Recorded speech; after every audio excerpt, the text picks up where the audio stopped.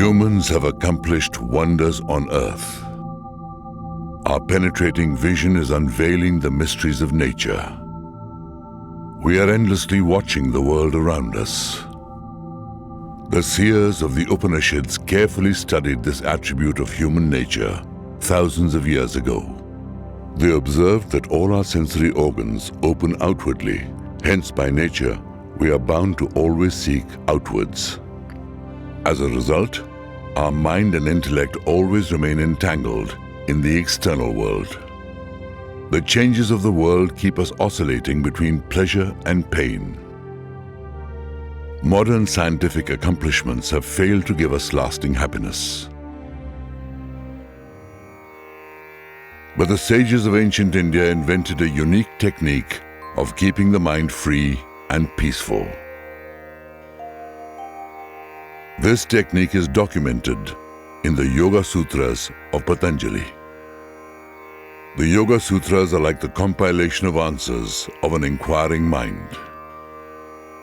It opens with the aphorism, "Now begins the exposition of yoga." The question arises, what is yoga? Yoga is the cessation of the changing modes of Chitta Consciousness. The next question one may ask, what is the benefit of practicing yoga? Through yoga, the seer abides in his own self. Does that mean we dwell in some other form? Throughout our lives, we identify ourselves with the changing modes of Chitta Consciousness. Do we live in changing modes of consciousness throughout our lives? Do we never ever know our own true self? What a tragedy it would be that we know the whole world and not know our own self. So what is our real nature? Patanjali describes the layers that cover the self and provides techniques to uncover them.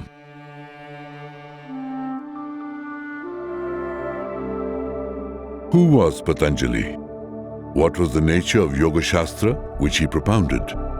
What was the nature of yoga before Patanjali? What form did it take after Patanjali?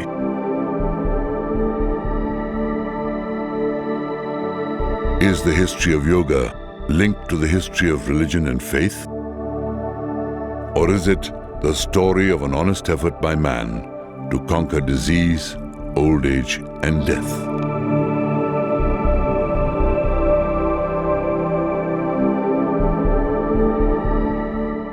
We seek the answers with our journey into India's 6,000 years of known history.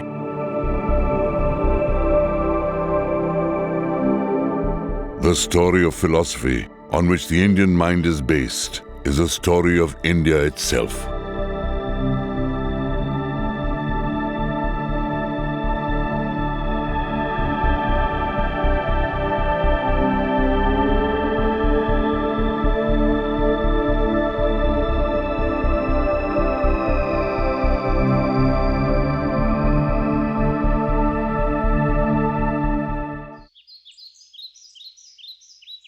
It is generally believed that Patanjali was from the Nag tribe. He was the writer of 3 treatises, Vyakran Mahabhashya, Yoga Sutras, and Ayurveda Samhita. With Yoga Shastra, he eliminated the impurities of the mind. Through grammar, he eliminated the impurities of speech, and through his composition on Ayurveda, the ailments of the body. If it is true that all these 3 Shastras were composed by a single man, Patanjali, then we can say he was certainly an extraordinary genius. Here is the famous fort of Chittor, which finds a small connection with Sage Patanjali.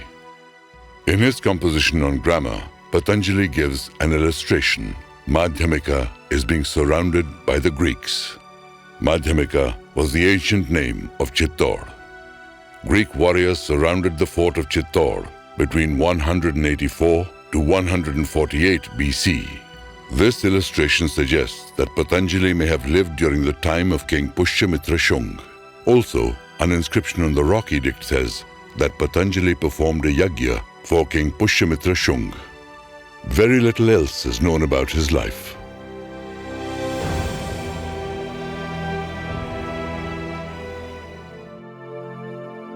Amazingly, the Yoga Sutras that Patanjali wrote could be fitted onto one single page. This is his complete work on yoga, which was later elaborated by Maharishi Vyas. It is not known when the tradition of yoga came into existence, but on the basis of Sankhya Philosophy, Patanjali compiled the sutras with precise classifications, sequences, and logic. In the history of mankind, Patanjali is perhaps the first one who demystified the elements of consciousness and arranged them scientifically. Ancient Indians had applied a unique technique for seeking knowledge. Here, the experimentation, testing, and observation were not performed externally, but inside the human body and mind. It was believed all that exists in the human body, the same exists in the universe.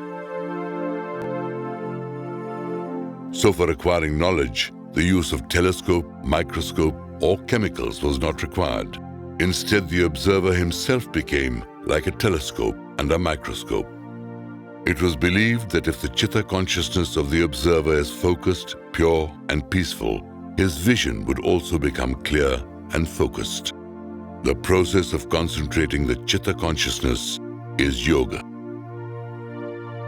Therefore, yoga in India left its mark on many philosophies, arts, and sciences. But the concentration in yoga has a specific purpose.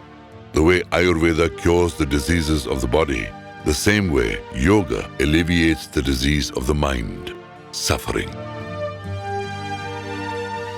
There are 4 chapters in Yoga Shastra. The first is Samadhipad.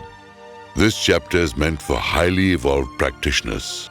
Here, various techniques and progressive dimensions of yogic concentrations are mentioned. After prolonged practice of concentration with total detachment, the state of self-realization is attained. The wisdom of the state is called Ritambhara Pragya. It is beyond the intellect. In fact, it removes the impressions of intellect. This state of samadhi cannot be achieved through ordinary wisdom. So the ordinary person has to start with yoga from the second chapter, Sadhanpad. Here, 8 limbs of yoga are explained sequentially: restraint, discipline, posture, regulation of breath, withdrawal, concentration, meditation, and samadhi. Yamas are 5: non-violence, truth, non-stealing, non-possession, and celibacy. Niyamas are also 5: cleanliness, contentment, austerity, recitation, and reverence for God. Patanjali saw God as a means for the cessation of the mind. He did not see God as the creator, destroyer, or operator of the universe. He was just a unit of consciousness which is free from the bondages of nature, Prakriti. The theory of yoga is Sankhya, which is atheist in nature. The priests of those times opposed it and tried to infuse elements of religion into it. Religion demands faith, but yoga is entirely existential, experiential, and experimental.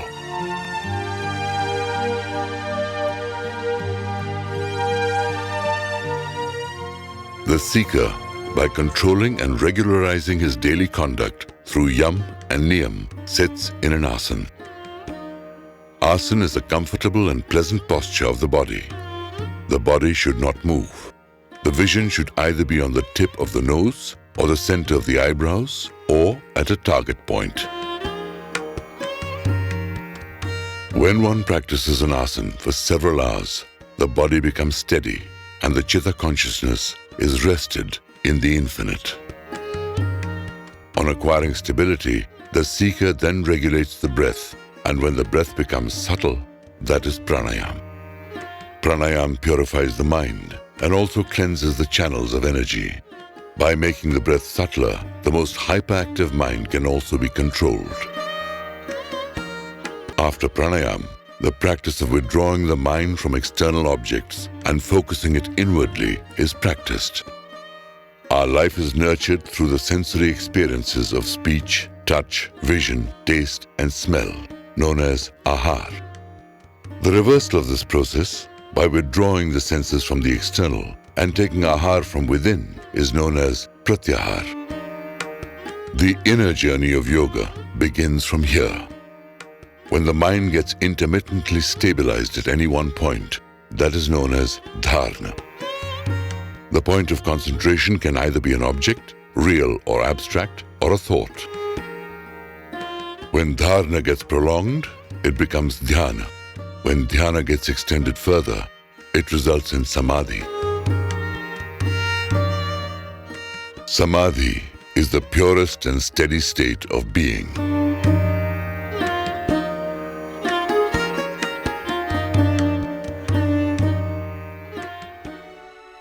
Patanjali was not the discoverer of yoga. Where did it all begin? Traditionally, it is believed that Sankhya is the oldest philosophy of India. The Mahabharata also describes Sankhya and Yoga as Sanathan philosophies, that which have been in existence forever. But who was the first yogi? The name that resonates from the farthest end of Indian thought is that of Sage Kapil, the originator of Sankhya, the greatest achiever of yoga. In the Gita, Yogi Krishna declares, "Amongst the highest achievers, I am Kapil Muni." People believe that no one ever perfected yoga like Sage Kapil. But there are problems regarding the historical evidence of Kapil's existence. Therefore, let us begin the history of yoga from here. The figure of this 5,000-year-old seal appears to be that of a yogi in meditation. With respect to time and geographical area, the Indus Valley was the oldest and largest civilization on earth. Evidence of this yogi seal is found all over its biggest settlements. The early form of Shiva is described as the Pashupati, which is supposed to be the horned deity. So a lot of scholars believe that perhaps this Pashupati, or the Lord of Beast, probably was worshipped all over the Harappan region. Professor Singh suggests that the animals depicted in this seal are Marutgans, and the human figure is Pashupati, Lord of the Beasts. To describe the seal, he refers to these mantras of the Rig Veda, where Pashupati is named as Rudra. रुद्रस्य पुत्रा है, रुद्रस्य वीरा है, रुद्रस्य सूनव है, ये शब्द शुरू के मंत्रों में आ चुके हैं। ऐसी स्थिति में मरुदगण जो इसके देवता हैं, उनका रुद्र के साथ बहुत ही निकट संबंध स्थापित हो जाता है। रुद्र पिता हों और ये मरुदगण जो हैं उनके पुत्र हों। इन मरुदगणों को बाद में 7वें और 8वें मंत्र में रूपायित किया गया है पशुओं के द्वारा। Surprisingly, the animals mentioned in these mantras of the Rig Veda are the same as depicted in the Harappa seal. Pashupati को जो उनके पिता हैं और जो ध्यान की मुद्रा में है, वे शांभवी मुद्रा में स्थित हैं। You can easily visualize Shambhavi Mudra in these twilight eyes, because here on this Harappa bust, the Shambhavi Mudra is clearly visible. बाहर संसार को भी देख रहे हैं, साथ साथ अपने भीतर अंतर्हित हैं, योग की मुद्रा में हैं। अब वे भद्रासन में बैठे हुए हैं। इस बात को प्राय लोगों ने नहीं समझा है। भद्रासन बड़ा विकट होता है, जिसमें कि दोनों एड़ियां जो हैं इस तरह से मिल जाती हैं। Also in this mantra, the animals are shown with emotions of excitement, as if these children want to seek the attention of their father. और योग की स्थिति यही है कि तरह तरह के डिस्टर्बेंसेस क्यों न हों, लेकिन फिर भी व्यक्ति की चित्त वृत्ति जो है वो सब शांत हो करके और योगस चित्त वृत्ति निरोध की स्थिति में बनी रहे। Scholars who have worked on that particular seal, they say that it is wearing so many bangles. And if you see it from side, probably it is a woman. The scholar who points out this says that during the Harappan period, mainly the cult was that of the mothers. This statue was created 2,000 years after the Harappa civilization. Here also the mother goddess is shown with 3 faces and seated in a yogic asana. In the present time also, women of this area wear similar bangles. There is one female figure found. almost all over the Harappan region. And sometimes the female figure is shown with lot of with exaggerated organs. Excavation I am doing now, in fact, in the Gaggar Basin. I did the work at a site called Farmana, which is close to Rohtak. We have found the Harappan graveyard, which is spread over an area of roughly 3.5 hectares, much larger than the cemetery found at Harappa. And we are applying, in fact, most recent scientific techniques for analysis. What we have observed so far, that the women were, in fact, buried in the center of the cemetery, and they were buried with all their ornaments intact. Whereas, in case of the males, in fact, sometimes, the fractional bones are found. There are no ornaments, only few parts. So the very, evidence indicating that, they were in the center part, and with all their, paraphernalia, in fact, buried along with that. That shows that, perhaps the status of the woman was really good in the society that time. If we consider the role of women at the center of Harappa civilization, and this seal to be that of Mother Goddess, then there is a strong possibility that Harappa society was matriarchal. The legendary 19th century Indian philosopher and writer Bankim Chandra Chatterjee writes, "The sound of the drummers of the Durga festival reminds us of the Sankhya philosophy." What made him think so? Let's understand Sankhya, the philosophy of Yoga. The ancient texts state that Sankhya and Yoga are one. If Sankhya is the theory, Yoga is its practice. Sankhya means accurate knowledge. Coincidentally, Sankhya also means numbers. To put it simply, it is a philosophy of the elements of nature in which the conscious entity is entangled. For the disentanglement of the self, the Sankhya philosophers used to meditate on the elements of nature. Sankhya considers two basic constituents in every living being: primal nature and conscious entity. Primal nature is known as Prakriti. Prakriti is the equilibrium of three basic elements: Sattva, Raj and Tam. The conscious entity is known as Purusha. Pur meaning limits or boundary, and Sha meaning restfulness. Each Purusha residing in the body boundary is a restful unit of consciousness. Purusha is not one, but many. Prakriti is a single entity that extends throughout the universe and is very powerful. There are three root characteristics in this world: static, action, and light. There is something in this world which creates resistance and brings stagnancy. This is known as tamas. In this world, everything is active. This activeness of the world is known as rajas. The third one, which illuminates the world and the self and brings enlightenment to them, is known as sattva. Sattva, Raj, and Tam are the three fundamental units of Prakriti. Poets have spoken of them in white, red, and black. Sattva, Raj, and Tam are always found together. The primordial state in equilibrium is known as Prakriti. Any imbalance among them results in a transformation known as Vikriti. The world that we see around us is the Vikriti or transformation of Prakriti. In the process of evolution, the three elements of Prakriti are transformed into 24 elements of nature. Here, Purusha is totally detached and inactive observer. Sankhya considers Prakriti as the sole creator. Only Prakriti creates this world. Prakriti is also symbolized as a conceiver and a dancer, and is often compared with the personality of a woman. Professor D.P. Chattopadhyay suggests that the concepts of Sankhya, Yoga, and Tantra may have originated from the rituals, principles, and fabric of the matriarchal societies of that time. Wearing bangles, this mother goddess is seated in a yogic asana. This shows that Sankhya and Yoga were an integral part of the matriarchic society of Harappa. When the lifestyle of the Harappa people is studied, one finds that yam and niyam of yoga were practiced by these people. The most astonishing fact about this civilization is its abstinence from violence for almost 2,000 years.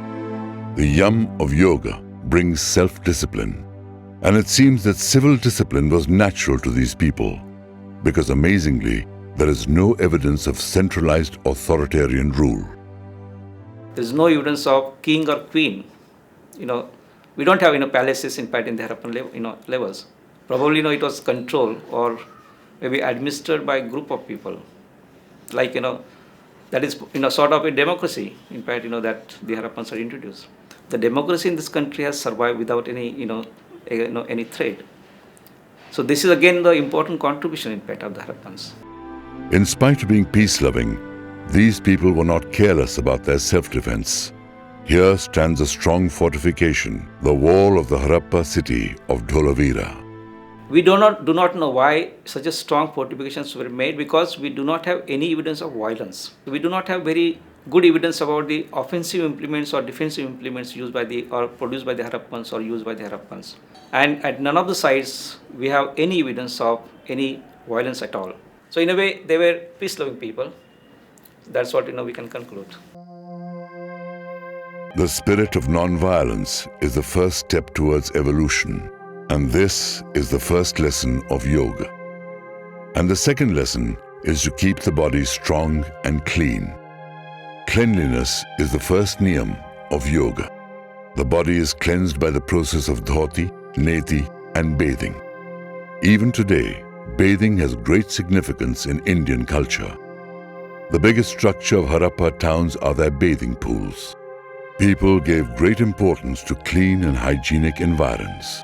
We can certainly say that the Harappan cities were very, very clean, because the drainage system that they introduced inside the cities were perfectly hygienic. Every household we find the evidence of bathroom, and in some of the big houses either in the front courtyard or in the back courtyard we find the Harappan wells. The bathrooms were connected to the drainage system. So the entire network was connected to the main drainage, and a main drainage was taken outside the fortification. They did not allow any dirty water to be sprayed within the cities.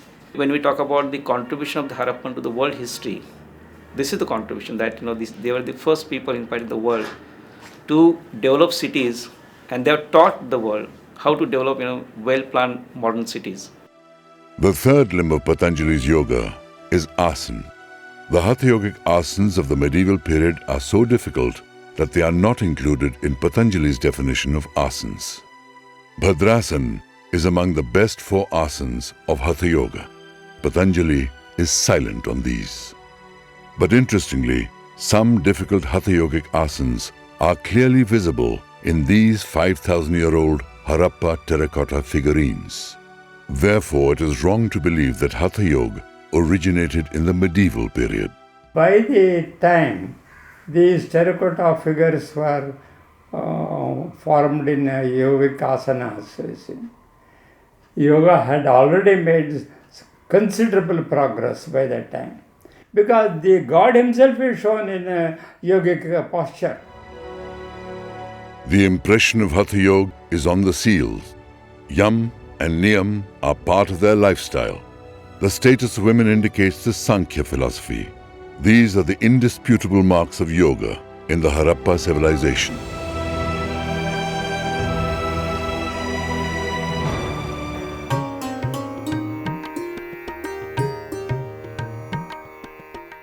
With the decline of the Harappa civilization, India moved from the prehistoric period to historical times, when the readable literature of the Vedas came into being.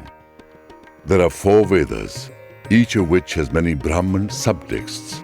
Related to each Brahman texts, there are the Aranyaks and most famously the Upanishads.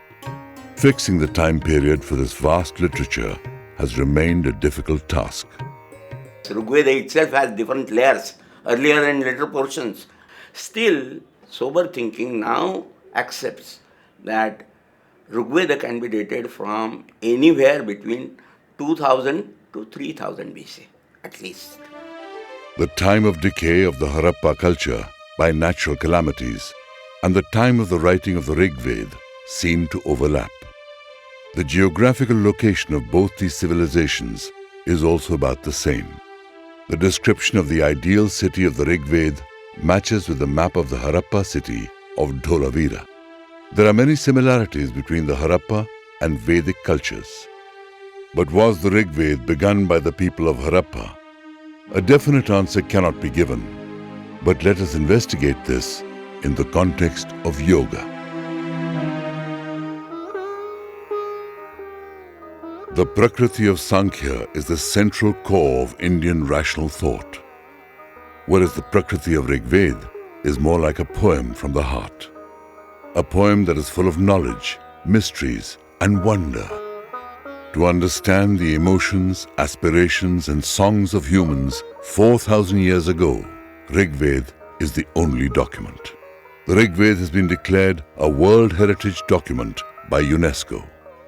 The seers of the Rig Veda were attuned with Prakriti. It seems here as if yoga is a means to connect one's mind with the forces of nature.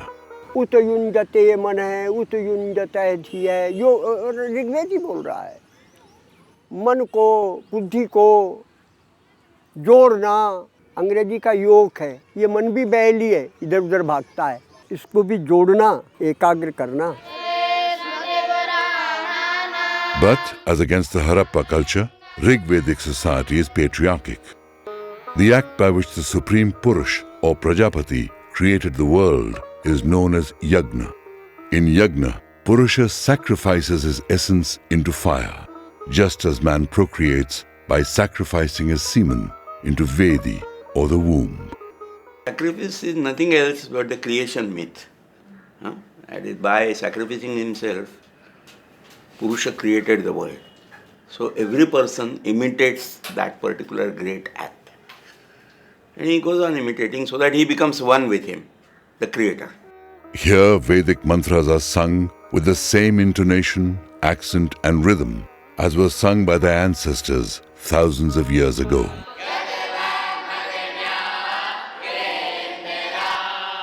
By simply repeating something, you cannot gain it, no? It becomes more mechanical. So a point was there, that is why the Brahmanas came. That is what is the secret of the sacrifice. So every act was being explained. And why this is to be done? Because then it ultimately supports the meaning which is the ultimate meaning of the sacrifice. Or symbolism of the sacrificial acts, you can say.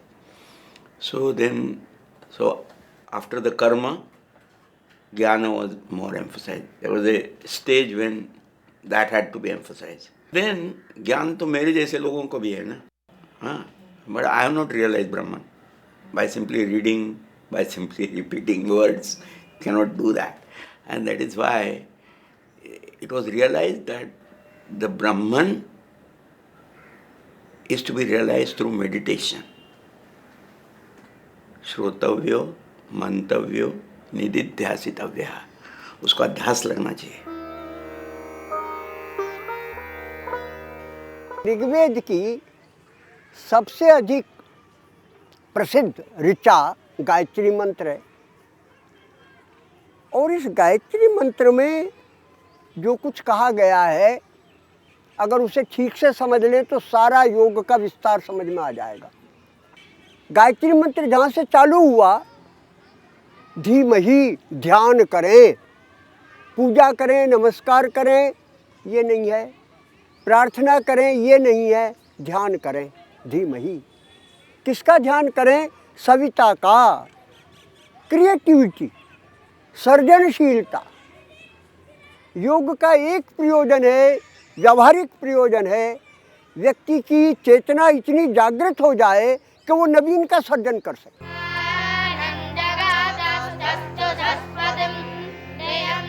The language of Veda is symbolic. The elements of yoga are found all over its literature. In the Rig Veda, Hiranyagarbha is considered as the primal propounder of yoga.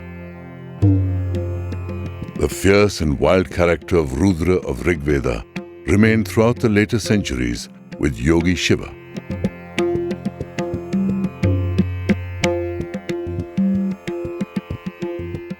The character and behavior of the Kesin Munis of the Rig Veda remind us of the later Hatha Yogis. They are called Vatrasna Muni, indicating Nadi Shuddhi and other pranayams. Ashta Nava Dwara, Devanam Purayodhya. Innumerable references of technique and philosophy of yoga are found in the Atharva Veda, Brahmans, and Aranyakas. But the first revelation of the word yoga, in its classical sense, appears in the Taittiriya Upanishad and the Kat Upanishad. In Kat Upanishad, it is Yama, the king of death, who reveals the supreme knowledge and yoga together. The human desire of going beyond death is natural ever since our birth, and is also the quest of yoga. Upanishads are also called Vedanta, the end portion of the Vedas. Chronologically, they were also written at the end of the Vedas. The Upanishads will be something like 7th century BC, and as I explained to you, that there are two phases. The Seshwara Upanishads, this is a term newly coined. This is not a Sanskrit term. Theistic Upanishads can be placed in the later period, wherein Rudra is identified with the first principle. This is very significant because some of the proto-yoga things, practices, which are understood in the Aranyaka and Upanishad portions of the Veda as a whole, they are also presupposed by Buddhism, by Buddha, and to some extent by Mahavira.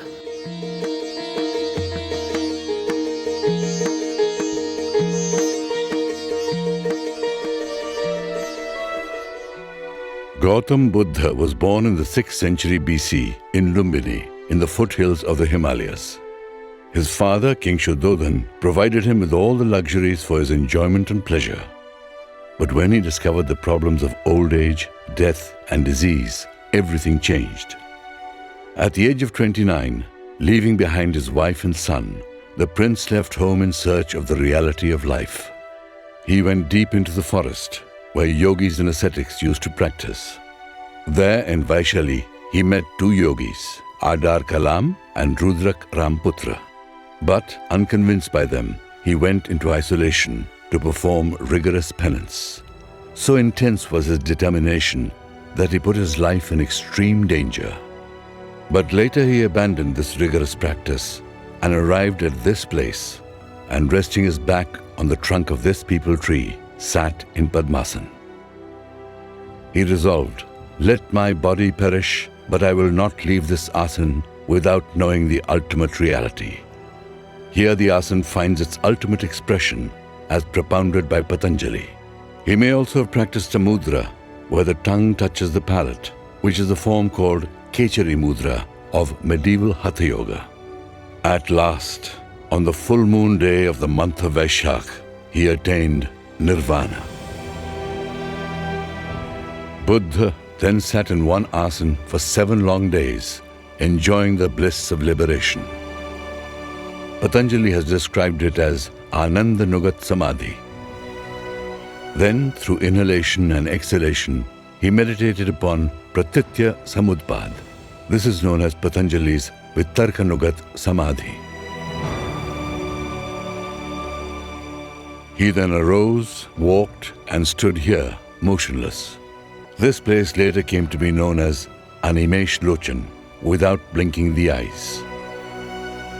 For 7 continuous days, motionless, without blinking his eyes, he gazed upon his place of enlightenment.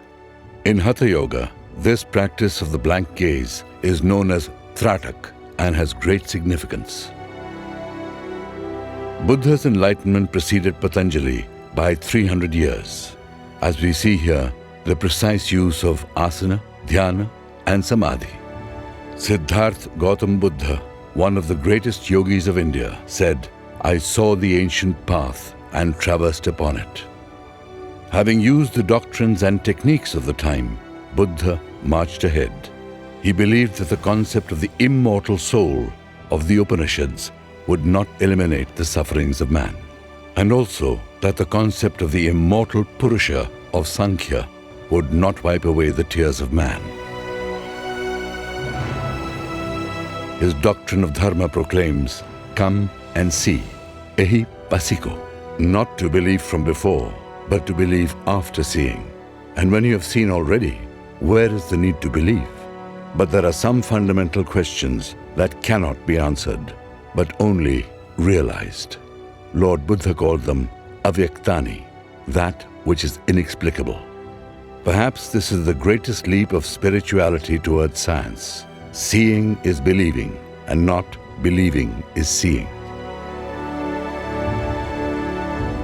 Religion with blind faith and a conditioned mind is the greatest obstacle to spiritual evolution. In the name of religion or faith, man kills fellow human beings with no remorse. The aftermath of such mass murders is the shedding of copious tears by widows and orphans that would be greater than the waters of 7 oceans.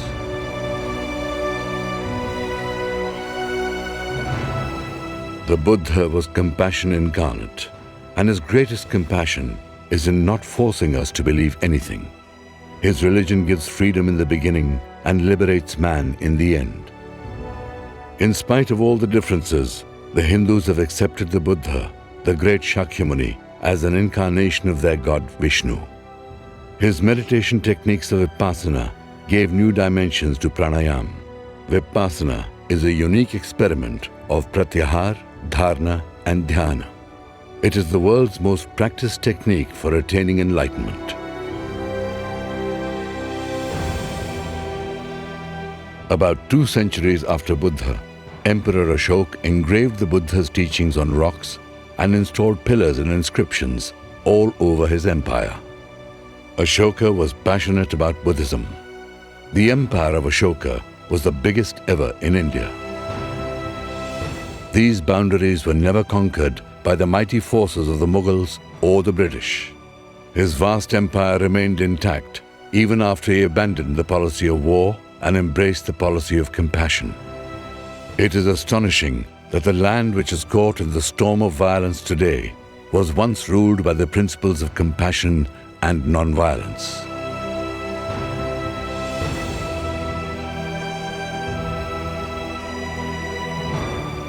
Today it may seem impractical that non-violence can be the policy of a nation.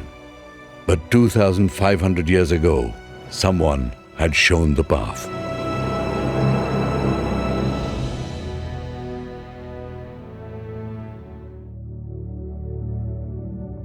Emperor Ashoka got these caves carved at Barabar for the Ajivikas, the non-believers.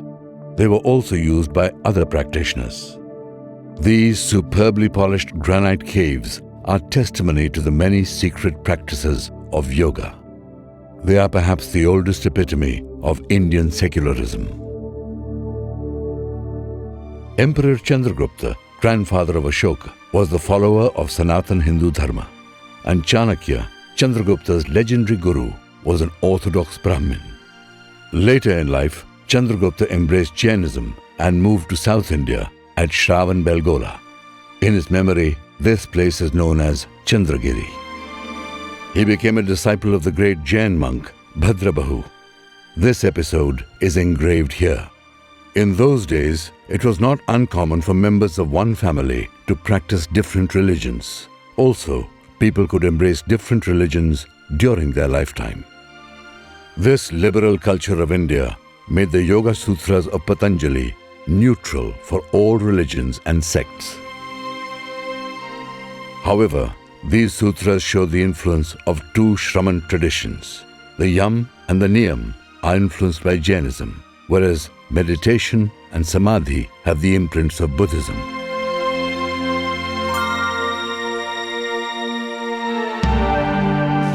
The Jain tradition is older than the Buddhist. Its first Tirthankar, Rishabdev, is also mentioned in the Vedas. Rishabdev was a perfected soul, equally respected by Jains and Hindus.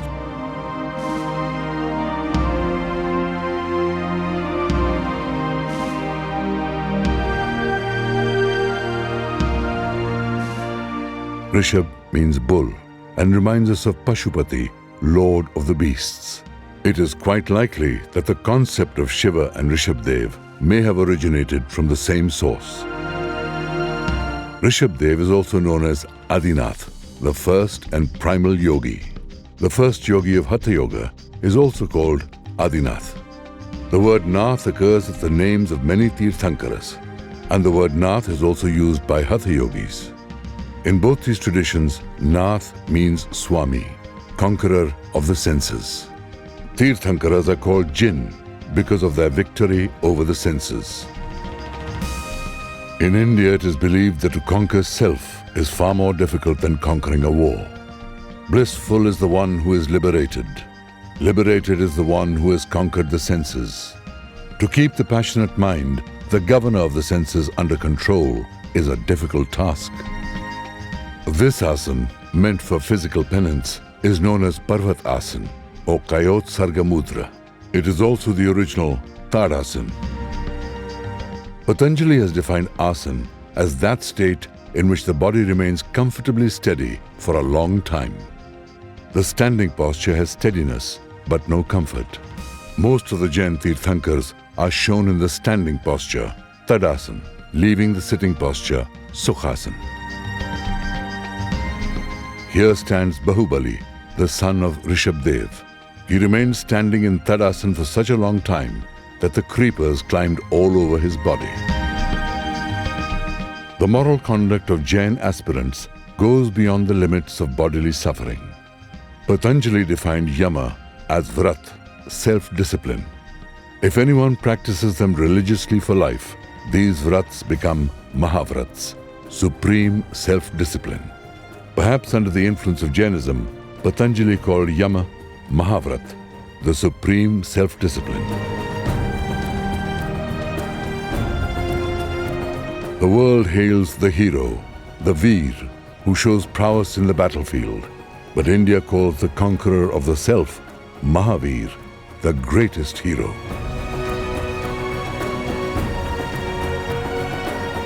Non-violence is the supreme dharma.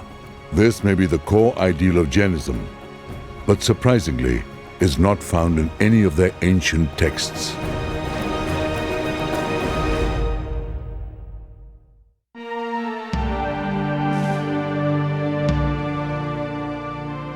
Brother slashed the chest of his brother to color the hair of his wife with blood, but the outcome of that horrifying war was non-violence is the supreme dharma.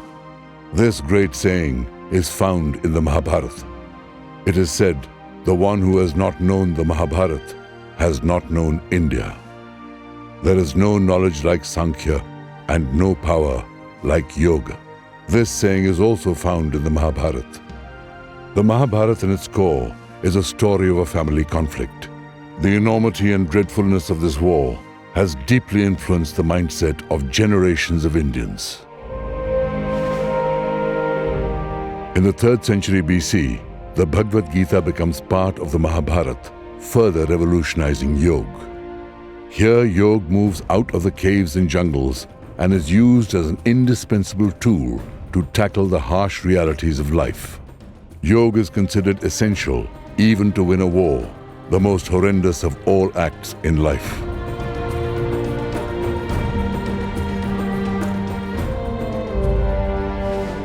The Gita is not a philosophical text on yoga, but an inspirational poem. The composer of Gita is passionate about yoga. Each chapter concludes with the word yoga. All the 25 elements of Sankhya Philosophy and the 8 limbs of yoga are expounded in its 18 chapters. In chapter 6, even the technique of yoga is described. तो कुछ ही काम कर, उसका क्या फल निकलेगा तेरे हाथ में नहीं है। अब इसमें किसी ईश्वर, आत्मा, परमात्मा, श्रद्धा की जरूरत नहीं है। अपन सब जानते हैं, अपन सारे प्रयत्न करते हैं, कुछ सफल भी हो जाते हैं, कुछ असफल भी हो जाते हैं, हमारे हाथ में फल नहीं है। ये पहली बात कह दी, ये कर्म योग है। और दूसरी बात कह दी कि फल तेरे हाथ में नहीं है, इसका मतलब ये नहीं है हाथ पे हाथ रख के बैठ जा। कर्म में जितनी कुशलता कर सके उतनी कुशलता बरत। तो कुशलता के 2 लक्षण दे दिए। योग है कर्मसु कौशलम, कर्म कुशलता का नाम योग है, और समत्वम योग उच्चते, और समता में रहने का नाम योग है। ये कर्म योग हो गए। सुख दुख में, उतार चढ़ाव में जीवन के व्यक्ति विचलित न हो, अविचलित रह सके। कॉमन सेंस की बातें हैं, इनका किसी संप्रदाय से, किसी निष्ठा से, किसी मान्यता से संबंध नहीं है।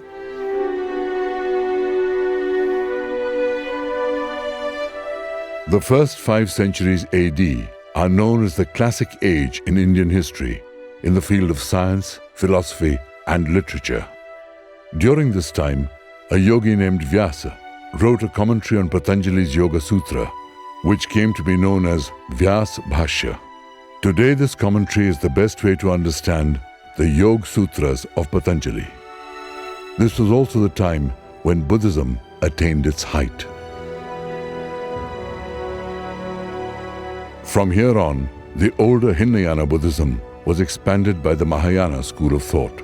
बौद्ध दर्शन 4 दर्शन भागों में विभक्त है, वैभाषिक, सौत्रांतिक, योगाचार और माध्यमिक. Yogachar. This term was used when yoga and meditation techniques were incorporated into Buddhism. The Shadang Yoga of Buddhism consists of 6 steps. They all have the depth and influence of Buddhist philosophy. The introduction of Tantra in Buddhist philosophy was brought about by Asang and Nagarjuna. Nagarjuna, the promulgator of Shunyavad, was also the master of alchemy. He was probably the chancellor of Nalanda University. It is believed he had discovered many facts about the blood circulation system and blood cells. He was also exploring the secret of longevity by rejuvenating the body with the help of alchemy. Iron gets rusted, but not gold. The body also decays with the rust of old age. While seeking to convert iron into gold, the sages must have also explored the possibility of a longer life. It is not known whether they were successful in turning iron into gold, but the people of that era certainly succeeded in producing an iron which has not rusted till today. Yoga also set a goal of keeping the human body free from the rust of old age and making it strong as a diamond, like Vajra. Vajrayana philosophy of Buddhism begins with the text Guhya Samaj Tantra. The author of this text was Asang of the Yogachar branch. In the 5th century emerged another great scholar, Acharya Buddha Ghosh, who wrote the treatise Vishuddhi Mag. विशुद्धि कहते हैं निर्वाण को, और उसका मग कहते हैं मार्ग को, मन निर्वाण प्राप्त करने का मार्ग. तो निर्वाण प्राप्त करने का मार्ग जो है बौद्धों के हिसाब से ध्यान ही हो सकता है. तो ध्यान कब होगा? जब आदमी शीलवान होगा. तो पहले विशुद्धि मार्ग में शील का अध्याय है, उसके बाद फिर ध्यान के अध्याय हैं, और उसके बाद शील समाधि और फिर प्रज्ञा. प्रज्ञा से ही अंत में चल करके निर्वाण का साक्षात्कार होता है. The meditation technique of Mahayana is far more standardized and complex. There is a long chain of meditations. इस तरह से 40 कम्मठान होते हैं. कम्मठान कहते हैं ध्यान के आलंबन को. पाली शब्द है कम्मठान, और कर्मस्थान उसका संस्कृत हो सकता है. तो कर्म करना माने ध्यान भावना करने का स्थान माने आलंबन 40 प्रकार के कहे गए हैं. इसलिए कहे गए हैं कि 40 प्रकार के चरित्र वाले व्यक्ति होते हैं. तो कौन चरित्र वाले को कौन सा आलंबन लाभकारी होगा, इस दृष्टि से वहाँ पर 40 प्रकार के विशुद्धि मार्ग में आलंबन का वर्णन है. उसमें श्वास प्रश्वास भी एक है. Meditation on breath, meditation on happiness, meditation on various parts of the body, meditation on 4 higher planes of consciousness, meditation on 10 forms of knowledge. Although monks used to live in these caves for performing rituals, some caves were exclusively meant for meditation. Through deep meditation, the monks sought to conquer their natural animal instincts to attain higher human values. These dark caves were the lighthouses of Indian society. The elevation of Indian consciousness has a long story which has traversed through these dark caves.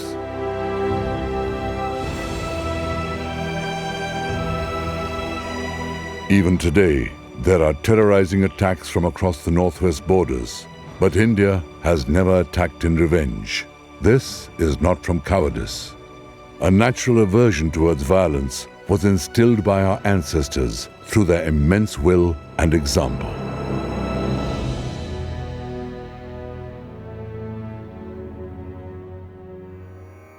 People generally ask what to meditate about and what to meditate upon. This treatise describes 112 ways of meditation. The Vigyan Bhairav, written in the 8th century, belongs to the Sage philosophy of Kashmir. Many of its 112 ways or dharnas are free from any religion, belief or sect. The practice of concentrating on the tip of a mountain or on a barren desert helps the practitioner to focus his vision on nothingness. When the mind is devoid of the support of an object, the modifications of Chitta Consciousness change into nothingness. There is joy in touch, sight, smell and taste, and also in music. The yogi, in a trance of singing, can immerse himself in blissfulness, and his Chitta Consciousness experiences extraordinary vigor. In such a state, the outer objects disappear, and only the knower remains.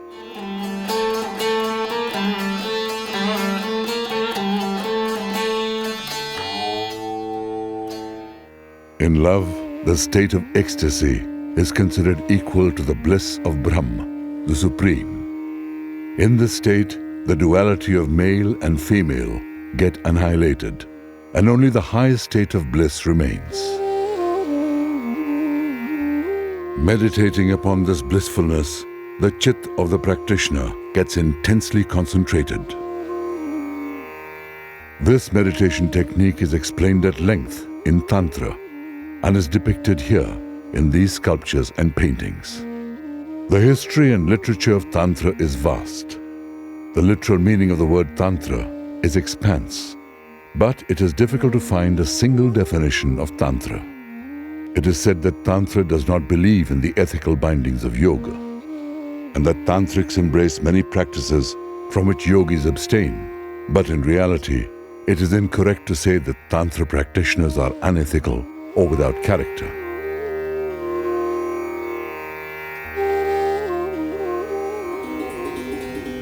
Janani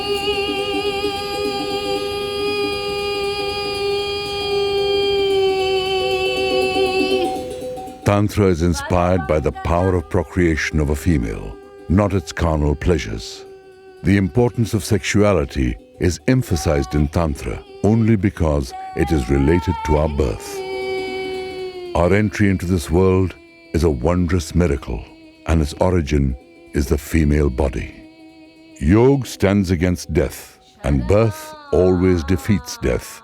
Therefore, yoga bows before the one who gives birth, the procreator, and the act of procreation.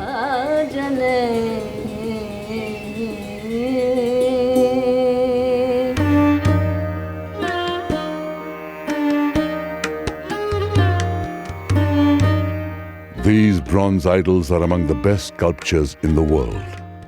In spite of modern techniques, today's craftsmen would find it hard to convey these expressions in their work.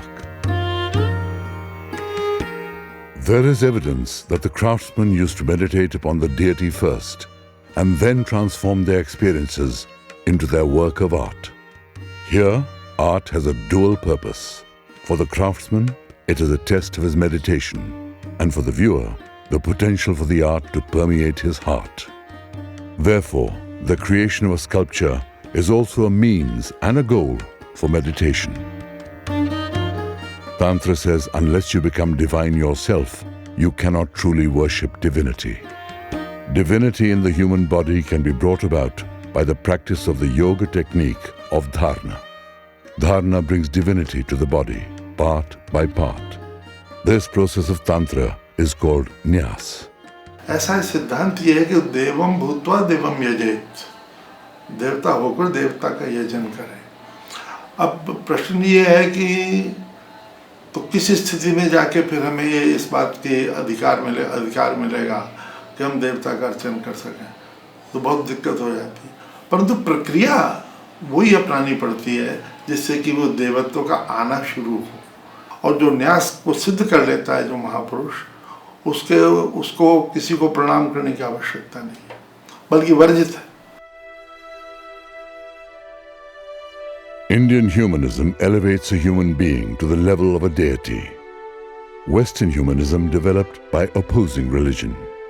Therefore, it has become devoid of spirituality and ended up with materialism.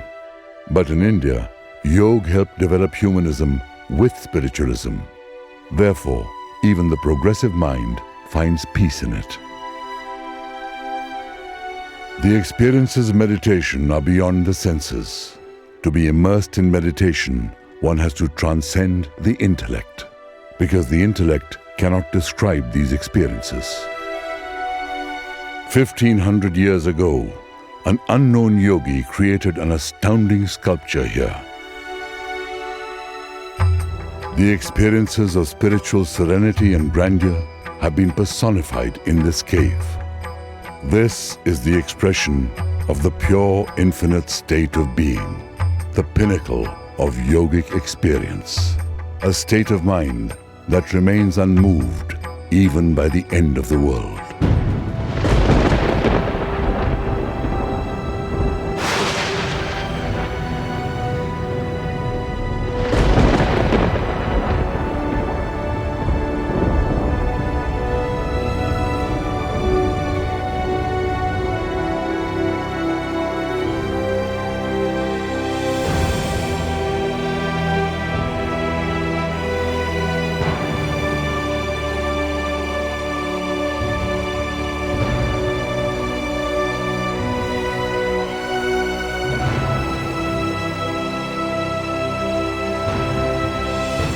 Taking the limitations of the human face, the three-dimensional reality of creation, existence, and destruction have been expressed on these rocks. That which scriptures failed to convey, a Shaiva yogi unveiled on this rock.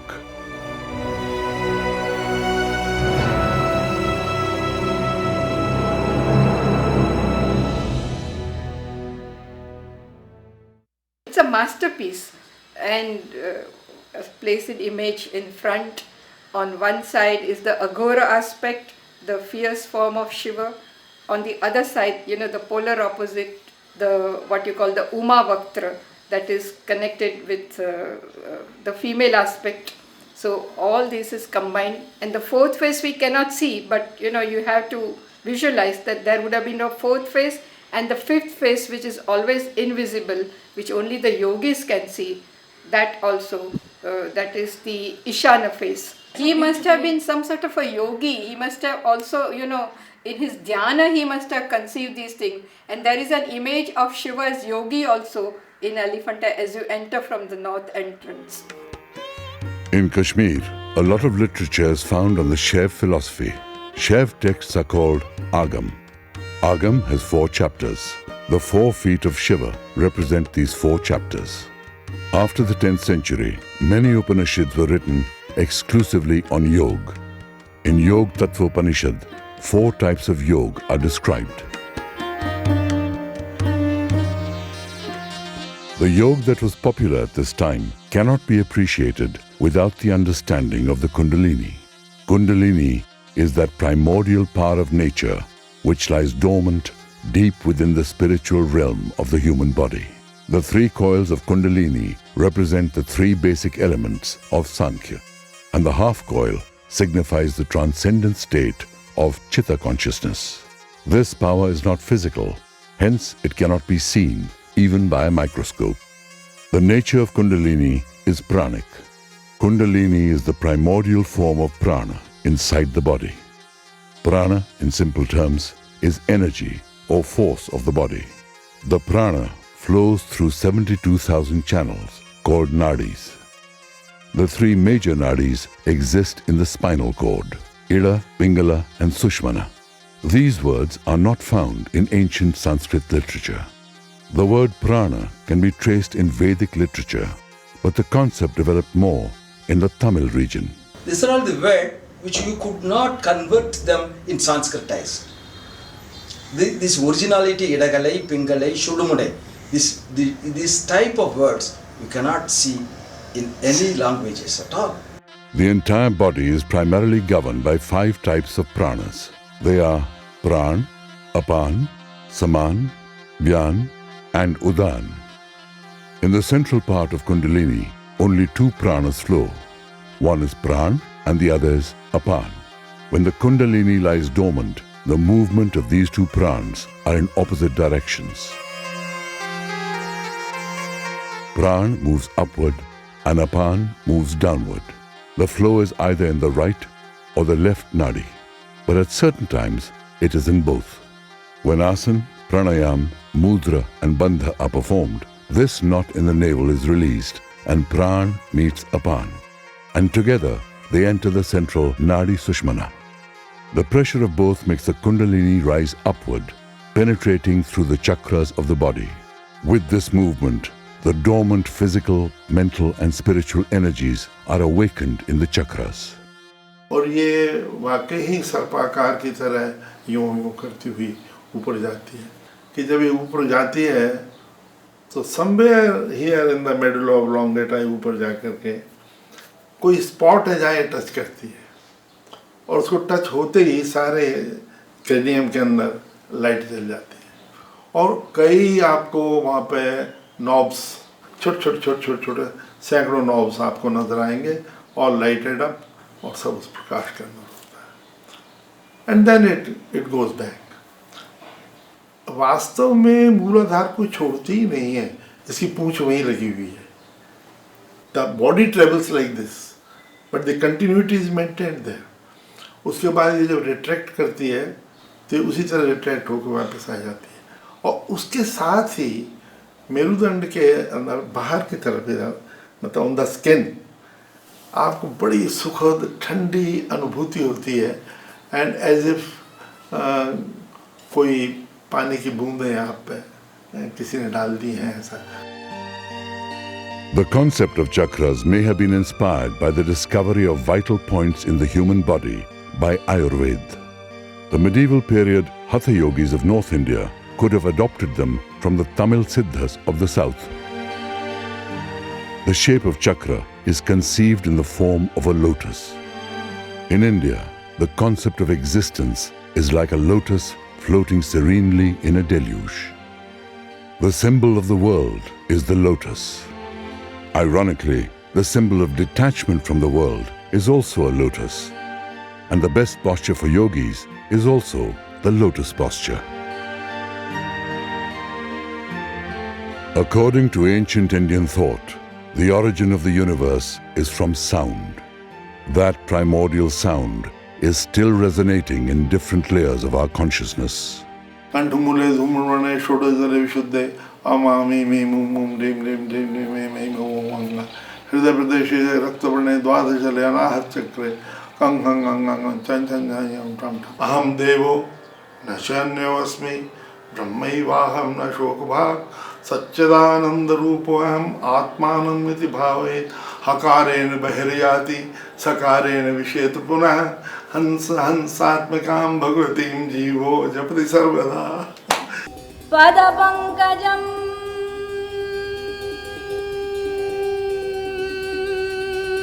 देहि। Around 1000 AD, some extraordinary temples were built in a circular shape similar to the chakras. At the center of the temple, there is one deity. On the circumference, there are several. Attached to each deity is an animal, similar to the chakras of Kundalini. These deities are called Yoginis, and these temples are known as the Yogini Temples.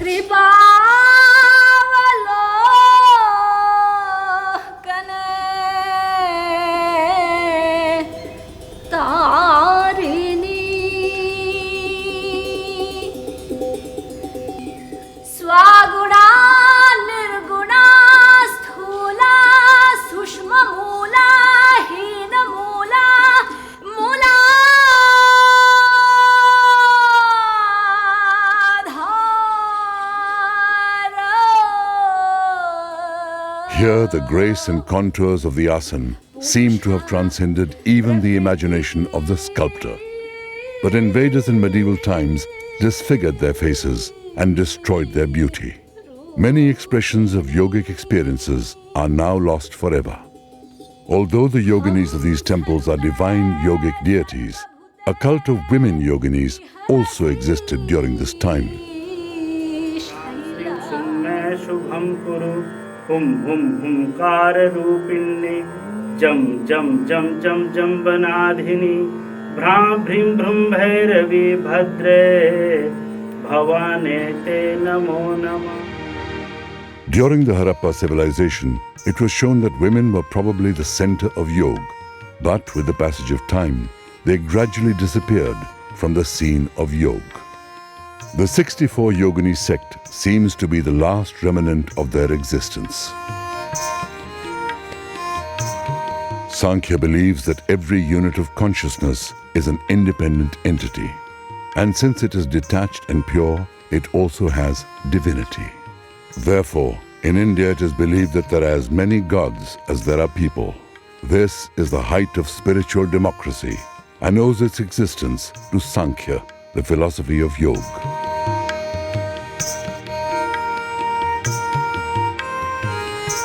But among the presence of millions of gods and goddesses in India, the eminence that Lord Shiva enjoys is enormous. There are Shiva temples all over the country. For the last 5,000 years, Shiva has been worshipped in different forms. From Mount Kailash in Tibet to Rameshwaram in the south, the Hindu mind is influenced by Lord Shiva. On his journey in time and space, Shiva never abandoned the yogic form.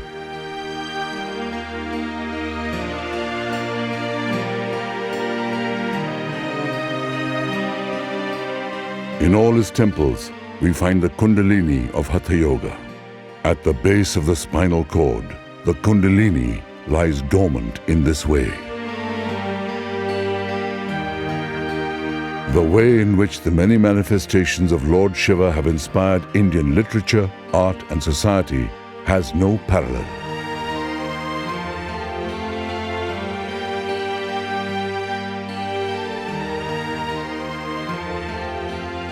In dedication to the first yogi, Lord Shiva, stands the magnificent Kandarya Mahadev temple of Khajuraho.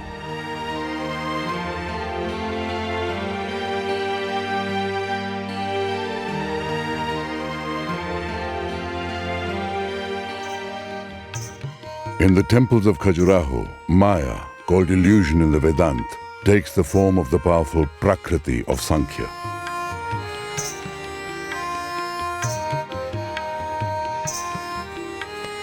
Lazing around in Tamogun, playfully enjoying in Rajogun, and glowing internally in Sattvagun, this is all Prakriti. Her singing, dancing and playing creates surges of emotion.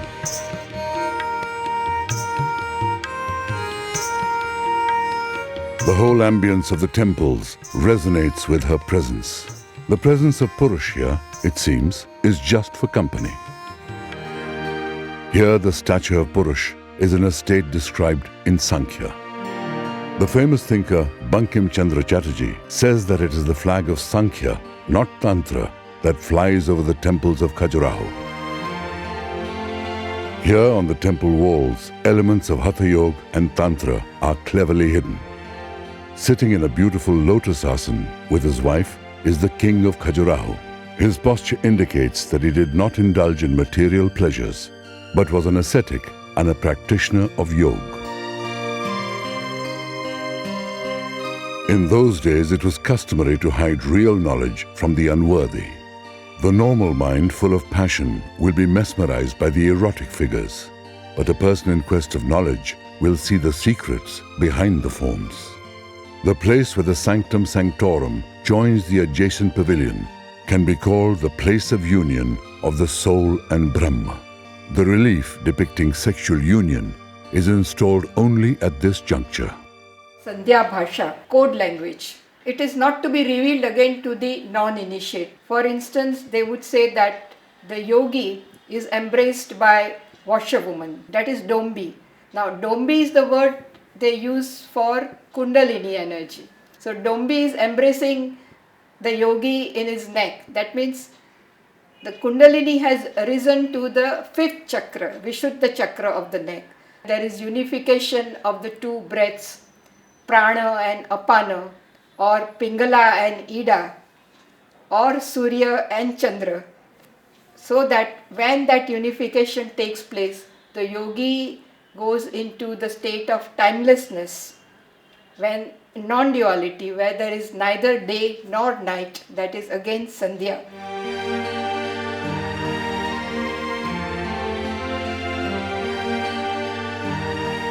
These ascetics make extensive use of Sandhya Bhasha, a language having dual meaning.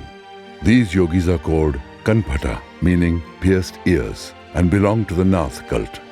They are disciples of Gorakhnath. Historians believe that Gorakhnath was a Hatha yogi who lived sometime between the 8th and 12th century and was probably born in Bengal. An Indian folklore legend has it that he was a great Hatha yogi who had prolonged his life through yoga and alchemy. Gorakhnath was a disciple of Matsyendranath, and Matsyendranath was a disciple of Lord Shiva, or Adinath, the first and foremost yogi. Matsyendranath is believed to have been born into a fisherman's family in Bengal or Assam during the 8th and 10th century. He is considered the founder of Hatha Yoga and is believed to be the originator of the Yogini Kol sect of Tantra. This text named Kol Gyan Nirnay is ascribed to him. Today, where the Samkhya Temple stands, Matsyendranath is said to have performed Yogini Sadhana. This place was once the stronghold of yoga.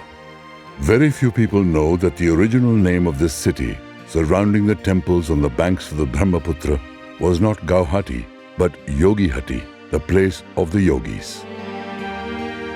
Why Matsyendranath left Assam and came to Nepal is a legendary story, whose essence is that he was a yogi who dedicated his life to the well-being of the people of Nepal.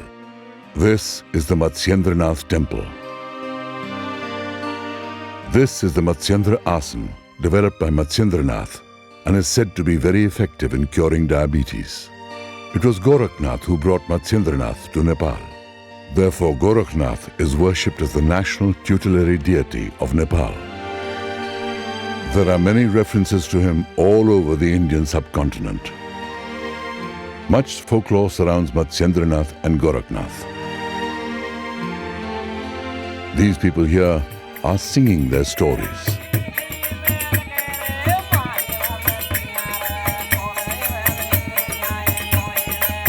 Gorakhnath appeared at a time when the rigidity of the caste system was at its worst. Brahmins had total control over knowledge, but lower caste Hindus were hungry for spiritual guidance. Gorakhnath prevented their mass conversion to other religions by attacking the caste system and meaningless rituals, and making the teachings accessible to all. Bhakti, the movement of social revolution through devotion, is also indebted to him. His teachings deeply influenced great saints like Meera, Tadu, Wajid, Baba Farid, and Kabir. Guru Nanak was also moved by his wisdom.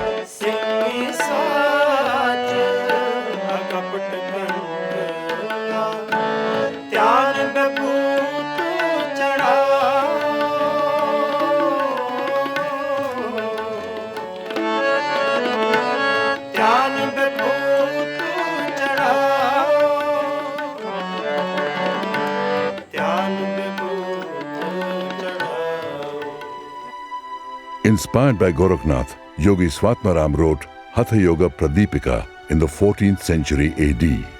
This text is the quintessence of Hatha Yoga.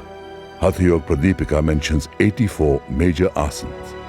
Bhadrasana, which you saw on the 5,000-year-old Harappa seal, is illustrated in this book.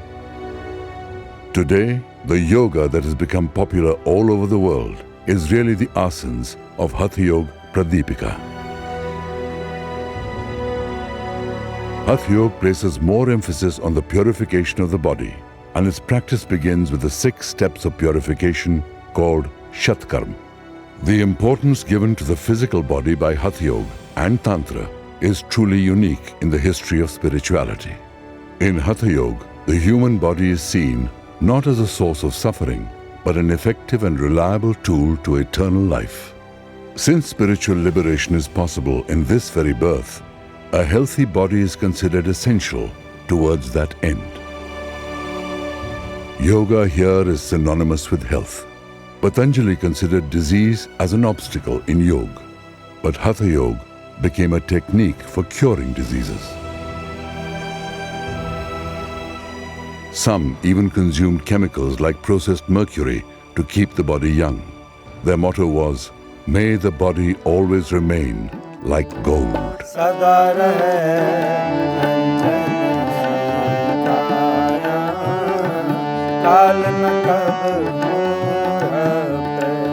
It is believed that Gorakhnath used cannabis to rejuvenate his body. He has consumed and attained the longevity with the herb. That is why even the ganja or the cannabis sativa, cannabis is today it is documented as a Gorakhar Muli.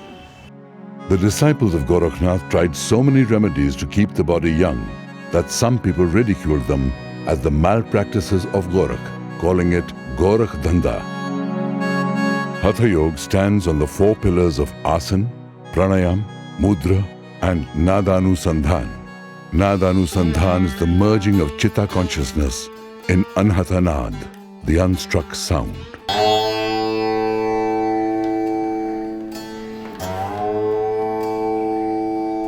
ओम।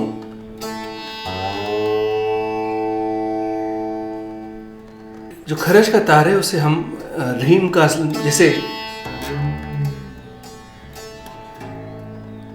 इसको rim माना जाता है। His sleeping with opened eyes has a hidden meaning. Whenever we sleep, our eyes are closed and we are completely unaware of our surroundings. However, our consciousness perceives everything during sleep. It even witnesses our sleep. It witnesses every act and every state of Prakriti. The reclining Lord Vishnu here is the symbol of Purush, a restful consciousness in every living being. This idol adorns the Ranganatha Temple in South India. This temple was the center of the Bhakti or devotional movement for centuries.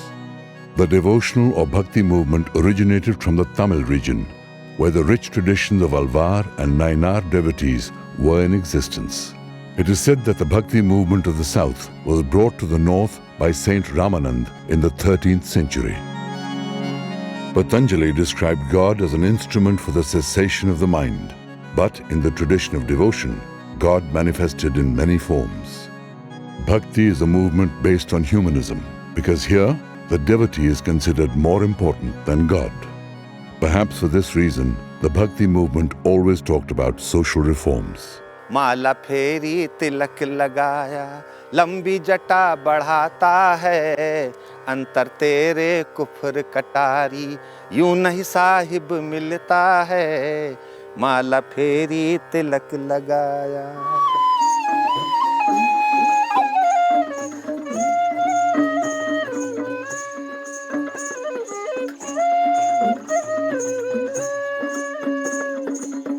अरत उरत की Ganga Jamuna. The Hatha Yoga of Gorakhnath, combined with the emotions of Bhakti, greatly influenced the teachings of Kabir. Yogic references appear prominently in the compositions of Kabir. Another prominent figure of the Bhakti movement is Mirabai. She was not influenced by Hatha Yoga, but her Chitta Consciousness can be compared to the Sampragyat Samadhi of Patanjali. As Patanjali says, concentration is achieved if practiced with great intensity. In the 8th century AD, Acharya Shankar wrote, concentration is achieved much faster if practiced with extreme intensity. The devotion of Meera is a striking example of an intensely focused state of mind. मत जा जोगी चूड़ियाँ फोड़ो मांग बिखेरो मैं मांग बिखेरो। It is also believed that Meera was named after the Sufi saint Meera Sahib. The Sufi tradition seeks the ultimate height of divine love. Meera is a shining example of that love. On one hand, Sufis wanted Hindus to discard caste discrimination and untouchability and to love Allah. On the other hand, they opened the doors of yoga for Muslims.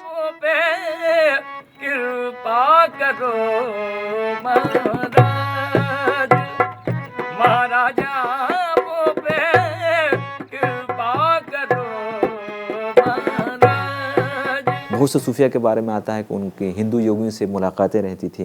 Sheikh Nasruddin Mahmood चिराग दहली के बारे में आता है कि हिंदू योगियों से उनकी मुलाकातें रहीं।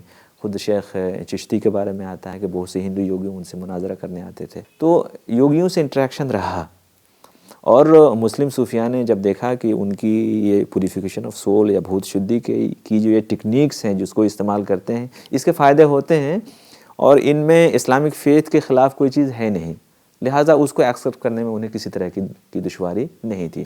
तो ज़ाहिर है एक सूफ़ी जब मुराक़बा करता है तो फिर ख़ास तरह से यानी अज़कार करना चाहता है, वो ख़ास तरह से ज़िक्र करता है, यानी अल्लाह अल्लाह अल्लाह अल्लाह यही कहता है, लेकिन उसके साथ साथ ब्रीथ कंट्रोल भी करता है। और वो समझता है कि अगर हम इस तरह से हम मेडिटेशन करेंगे तो हमें स्पिरिचुअल अटेनमेंट जल्दी मिलेगी।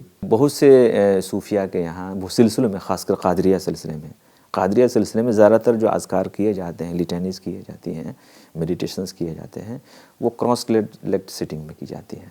कृपा की जो दर्शन दी जो सोए भाग जगइयो, कृपा की जो दर्शन दी जो सोए भाग जगइयो, मौला अली के सदक़े में कभी मेरे घर भी आइयो, मुझे जिक्र पा करो महाराज।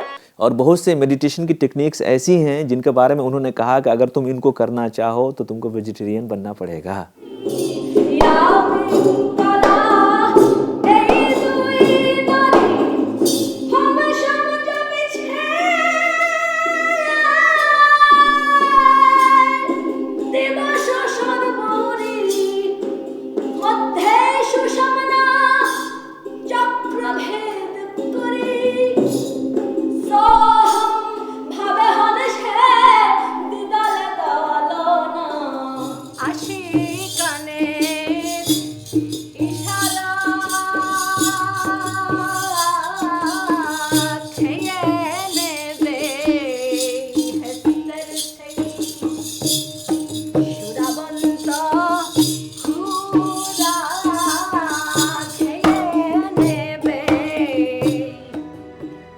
Bowls are a living tradition linked to the ancient Siddhas of the Shaiva sect and also to the Nath tradition.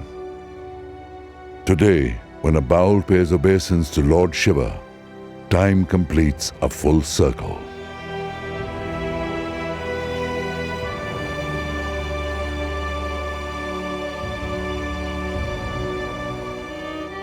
For centuries, India faced marauding invasions from across its northwest borders. All these invaders were completely ignorant about the spiritual traditions engraved in Indian sculptures. They destroyed these precious artifacts ruthlessly, which were meant to liberate the mind, an irreparable loss to history. When Bakhtiyar Khilji burnt the libraries of Nalanda and Vallabhi, many Buddhist monks and nuns fled across the Himalayas, where yoga flourished again under the umbrella of Tantra. This is among the highest regions on earth. Geographical distance, difficult access, and harsh weather conditions keep it isolated from the rest of the world. This is Ladakh. This is one of the oldest Buddhist monasteries in this region. These paintings are about 1,000 years old. A Vajrayani monk, Guru Naropa, had practiced meditation for many years in this cave.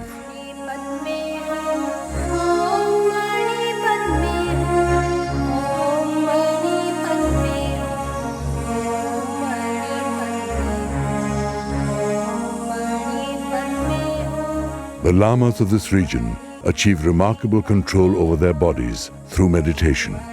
In temperatures where a layperson may freeze, these lamas wrap their bodies with a wet cloth and dry it many times over. Even today, many monks here engage in meditation continuously for 3 years, 3 months, and 3 days.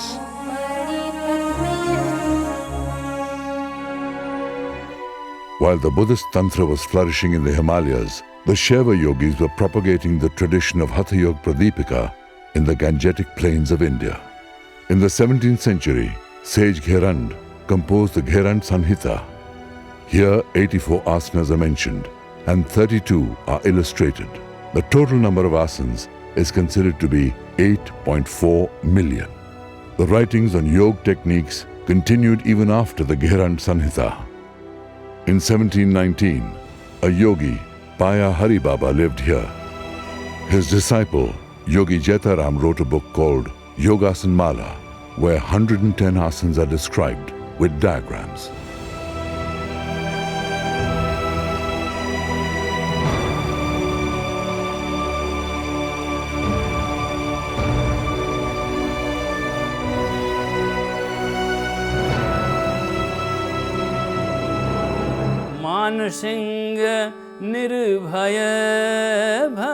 Detachment in the midst of royal luxury is not uncommon in the land of Buddha and Mahavir. Here lived the king of Jodhpur, Maharaja Man Singh. Man Singh was also a poet.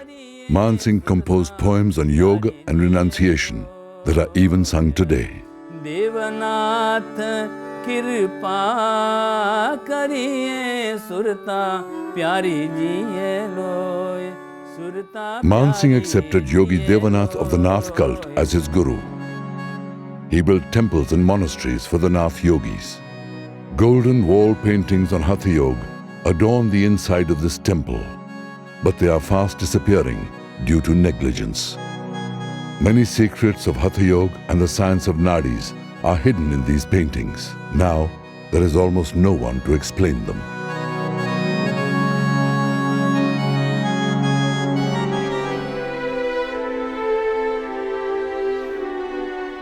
India in the 18th century experienced caste discrimination, superstition, and dogmatism. Later, by the end of the 19th century, the British establishment astounded the minds of Indians by the charisma of their literature, knowledge, and science. Around the same time, this famous Kali temple was built. Here lived a famous priest called Rama Krishna Paramhans. He was one of the greatest yogis of the 19th century. It is not a coincidence that he was a devotee of Mother Goddess. Who else would a yogi worship other than Mother Nature, Prakriti? One of the spiritual masters of Ramakrishna was Avadut Totapuri. Here, Totapuri has ushered Ramakrishna to the last door of complete freedom. But the last door is not opening, and Totapuri is perturbed. देखो रामकृष्ण, तुम अद्वैत की साधना में एक उंगल भी नहीं बढ़ पाए हो। मेरा धीरज खो रहा है, मैं चलता हूँ। मैं क्या करूँ? जब भी ध्यान लगाता हूँ, माँ काली की प्रतिमा सामने आ जाती है। तो उठाओ तलवार और टुकड़े कर दो काली के। वहाँ कहाँ से लाऊंगा तलवार? काली की प्रतिमा कहाँ से लाए? जिस चित्त से तुमने प्रतिमा की छवि बनाई है, उसी चित्त से तलवार भी बनाओ। ठीक है, मैं कोशिश करता हूँ। करो, कोशिश करो। उठाओ, उठाओ, तलवार उठाओ, उठाओ तलवार, उठाओ। नहीं गुरुदेव, ये मुझसे नहीं हो रहा। नहीं हो रहा? घबराओ मत, घबराओ नहीं, घबराओ नहीं, ये देखो, ये देखो। And Ramakrishna immersed in samadhi, into the ultimate state of being, free from the last support. It is called Asampragyat Samadhi, the final stage of Patanjali's Ashtanga Yoga. Yoga which descended in such perfection that Ramakrishna was a spiritual wonder. He became a Paramhans. Legend has it that when a poor outcast was beaten with a cane, the marks of injury appeared on the back of Ramakrishna. The doctrine of Vedanta says that a single consciousness permeates all of us. We are all but one consciousness. We may have read it in books, but it was visibly evident in Ramakrishna Paramhans.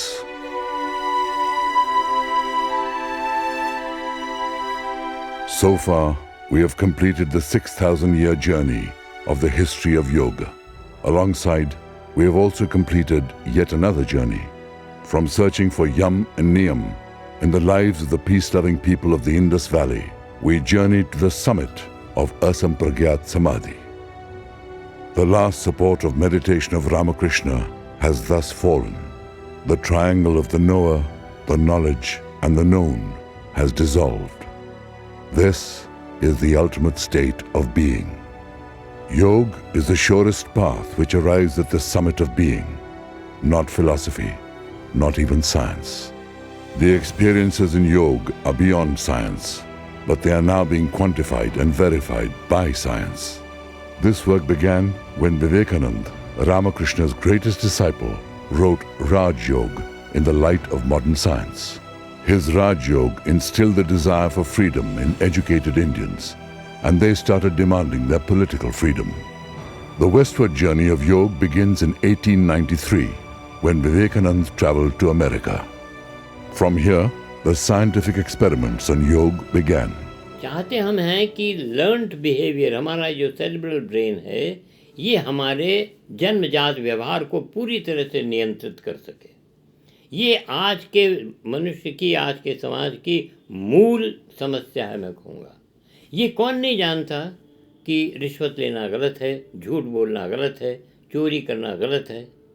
हर व्यक्ति को ये मालूम है, लेकिन ये ज्ञान हमारे व्यवहार को बदल नहीं सकता, क्योंकि ये ज्ञान जाकर के सिर्फ हमारे सेरिब्रल ब्रेन में रिकॉर्ड हो गया है, लेकिन जब करने का समय आता है तो वो हमारा इंस्टिंक्टिव ब्रेन काम करता है और वो मानता नहीं आपकी बात, वो इंडिपेंडेंट है। धीरे धीरे हमारे इंटेलिजेंट ब्रेन का कंट्रोल इंस्टिंक्टिव ब्रेन पे, नीचे के ब्रेन पे इतना हो जाएगा कि मैं जो सही समझता हूँ वही करूँगा, जो गलत समझता हूँ मैं करूँगा ही नहीं।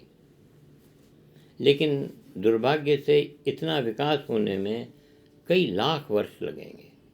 विकास की जो प्रक्रिया है इतनी धीमी है कि बंदर से लेके हमारे मस्तिष्क आने में 15 लाख वर्ष लग गए। तो एक तो यह है कि हम कुछ नहीं करें, हाथ पे हाथ धरे हुए बैठे रहें और इंतज़ार करें। 10-5 लाख वर्षों में शायद मनुष्य ही देवता बन जाएंगे, कोई गलत काम करेंगे ही नहीं, बहुत ही अच्छा होगा। लेकिन इतना इंतज़ार कोई कर नहीं सकता।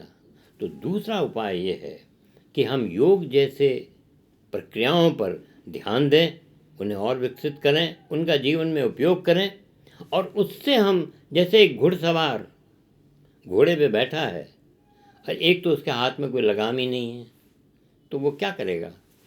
और एक यह है कि उसके हाथ में लगाम दे दी जाए तो वो बहुत कुछ उस घोड़े को नियंत्रित कर सकता है।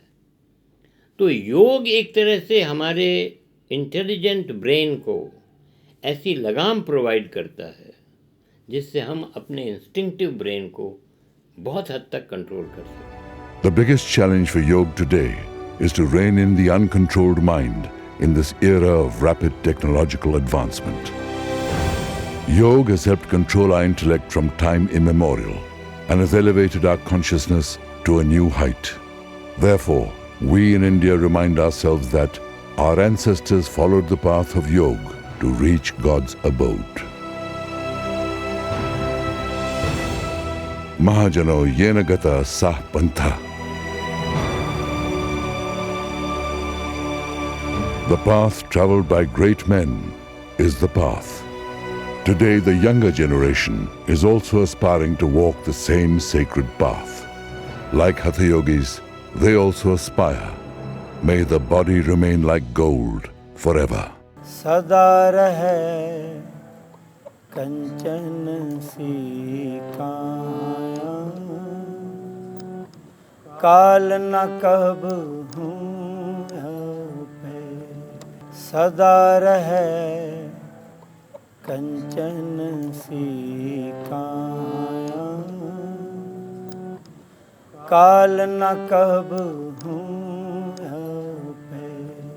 सदा रहे कंचन सी काया,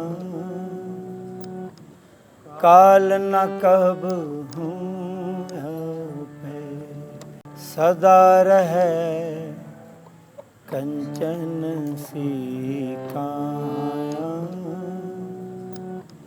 काल न कब हूँ पे। सदा रहे कंचन सी काया,